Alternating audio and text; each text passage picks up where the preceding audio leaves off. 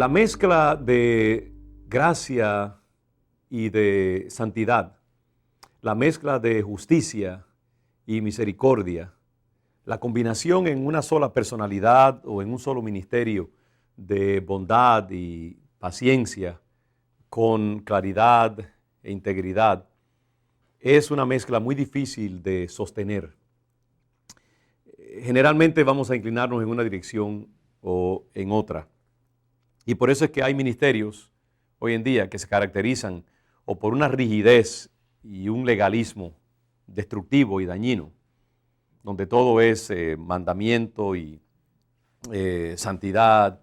y obligaciones, o ministerios donde vemos lo contrario, donde todo es gracia,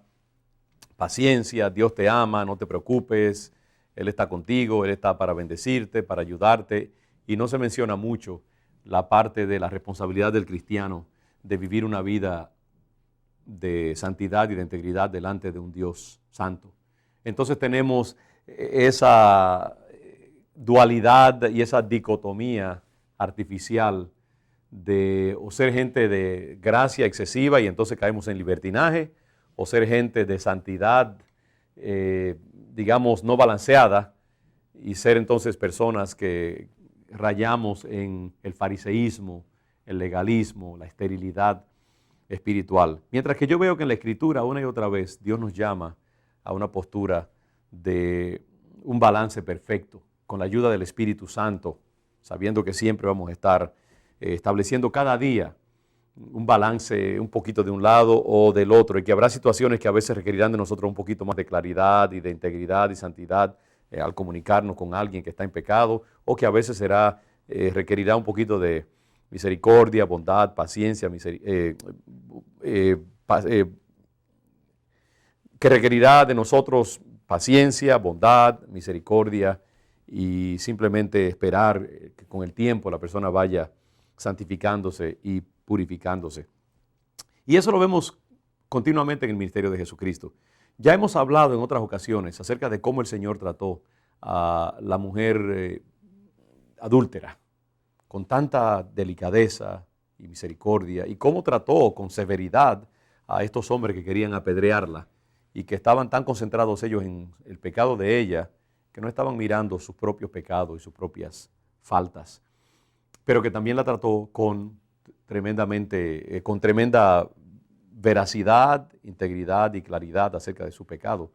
Vimos también el caso de David, cómo a través de su pecado Dios lo enjuició y lo castigó, pero también tuvo gran misericordia de él. Otro personaje en la Escritura que nos ayuda a ver esta mezcla en el carácter de Jesús, de esas dos cualidades, es la persona de Zaqueo, ese personaje memorable que hay en las Escrituras, donde vemos que Zaqueo, un pecador de gran pecado y de mucho tiempo de pecar contra Dios y contra su pueblo, abusaba de su posición gubernamental, de sus derechos como oficial del ejército romano para colectar los impuestos a nombre de Roma, y estaba muy consciente de su pecado, pero no se sentía como capacitado para entrar ante la presencia de Dios. Y por eso cuando Jesús pasa por la ciudad, él lo único que aspira es a mirarlo desde arriba y ver algo desde el árbol donde se subió, ver algo de esa gloria y esa bondad de este hombre tan especial. Pero vemos que el Señor Jesucristo sabía el corazón de Zaqueo y sabía que en él estaban luchando estas dos naturalezas, una naturaleza pecadora y avara y explotadora, pero por otra parte también un corazón que estaba consciente de su pecado y que quería redención, pero no sabía cómo comenzar el proceso arduo de la perfección y de la santificación de su vida. Entonces el Señor, entendiendo esto, como Él entiende de paso nuestras propias luchas entre esas dos partes de nuestra naturaleza, se dirige hacia Zaqueo cuando pasa delante de él. Y sabemos la famosa palabra de Jesús: Zaqueo, date prisa, desciende, porque hoy es necesario que pose yo en tu casa. El Señor ve en esta alma un gran potencial, Y entonces se concentra en eso y invita a Zaqueo a descender del árbol y se invita a él a su casa ese mismo día para comer con él y tener intimidad y amistad con él.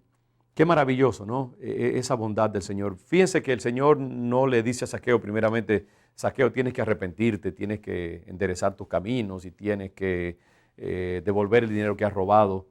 sino que primero ve ese arrepentimiento de él y se invita a su casa. ¿Y qué dice la Biblia? Cuando estaban sentados en la casa de Zaqueo y Zaqueo invita a sus demás amigos, y vemos aquí algo acerca de la importancia en el evangelismo, usar esa postura simpática y agradable y alegre y positiva del evangelio para atraer a la gente al evangelio. Y después, entonces, les podemos dar el llamado a las otras cosas más serias y más exigentes de la vida cristiana. Pero dice que Zaqueo invitó a sus amigos y ahí estaba Jesús con sus discípulos, pero había un grupo de gente huraña y exigente, los fariseos, que miraban con desagrado este gesto de Jesucristo y que decían, este hombre ha entrado a posar con un hombre pecador. Todos murmuraban de él. Pero en un momento dado, Zaqueo, tocado por la misericordia de Jesucristo, se pone de pie y sabemos la historia. Él reconoce su pecado y dice, voy a tomar la mitad de mis bienes y se la voy a regalar a los pobres. Y no solamente eso, sino que si le he robado a alguien y lo he defraudado en alguna manera, yo quiero reponerle eso. Dice 4 veces lo que le robé. Entonces, la misma misericordia del Señor y su simpatía provoca el arrepentimiento y la rectificación del comportamiento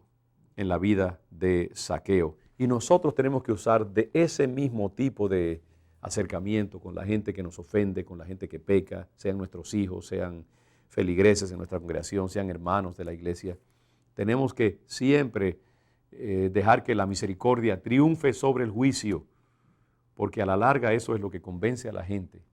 y hace que lleguen a los caminos del Señor. Si primero le estamos mostrando el lado serio, severo, exigente de la palabra, nunca vamos a tener iglesias efectivas en el evangelismo. De lo contrario, si mostramos a la gente una cara simpática y una postura positiva, mientras también mantenemos la santidad como un valor ejemplar y necesario en la vida cristiana, seremos gente que podremos alcanzar a muchos para el conocimiento de Jesús y producir gente alrededor de nosotros que sean saludables y contentos porque saben que tienen un Dios misericordioso. Dios les bendiga.